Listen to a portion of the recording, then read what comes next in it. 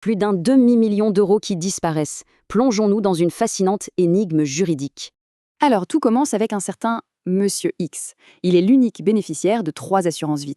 Mais au moment de toucher l'argent, grosse surprise, plus d'un demi-million d'euros manquent à l'appel.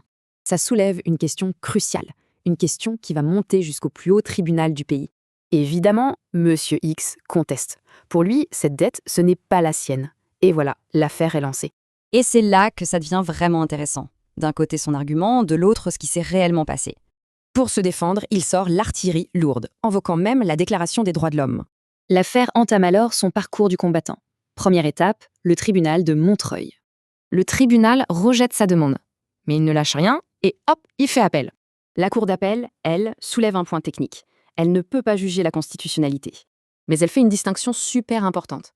Le redevable légal, c'est bien le souscripteur décédé. Du coup, l'affaire atterrit tout en haut de la pyramide, le Conseil d'État. Et là, le Conseil d'État met les choses au clair. Le contribuable, c'est celui qui a souscrit le contrat.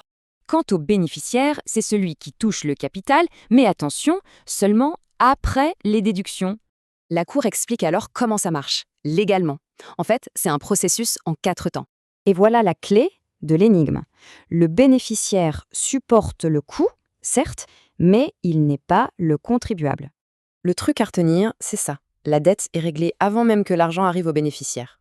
Cette histoire révèle une sacrée subtilité juridique. Ça fait réfléchir aux autres règles qu'on ignore, peut-être